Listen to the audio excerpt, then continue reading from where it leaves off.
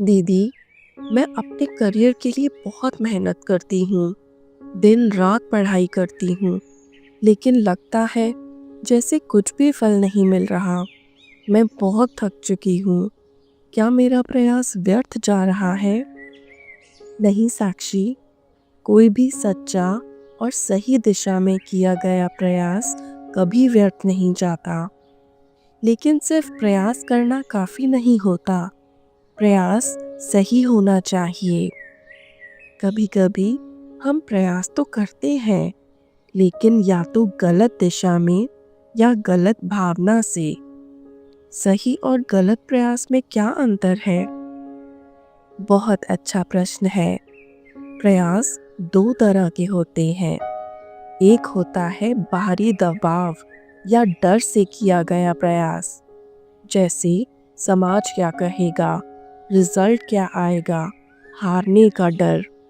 और दूसरा होता है आत्मिक स्थिरता और सच्चे उद्देश्य से किया गया प्रयास, जो आत्मा की शांति, सच्चाई और कर्मों की शुद्धता पर आधारित होता है।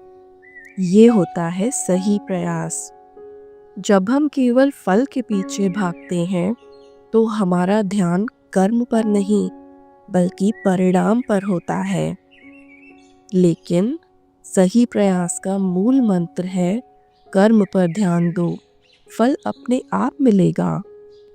तो दीदी, ये कैसे पता चलेगा कि हम जो प्रयास कर रहे हैं वो सही दिशा में है या नहीं? मैं आपको सही प्रयास की 3 पहचान बताती हूँ। पहला, यदि मन में शांति नहीं, तो रास्ता कितना भी सही हो, परिणाम अच्छा नहीं मिलेगा। दूसरा, जब हम सिर्फ फल पर ध्यान देते हैं, तो हर असफलता हमें अंदर से तोड़ देती है। तीसरा, जब हर कर्म को सेवा मानकर करते हैं, तो उसमें आनंद आने लगता है, बोझ नहीं। और इसका अभ्यास कैसे करें दीदी?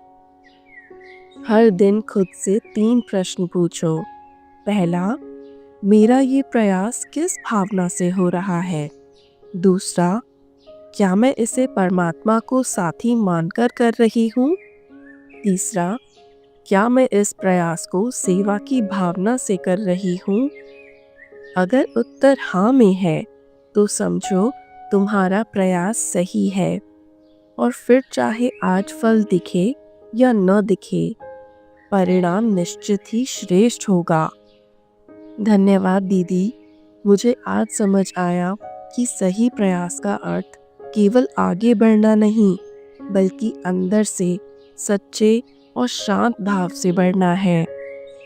बिल्कुल साक्षी, बिना डर के एक स्थिर और शुद्ध मन से निरंतर कर्म करते रहो और फल को परमात्मा पर छोड़ दो। ओम शांति।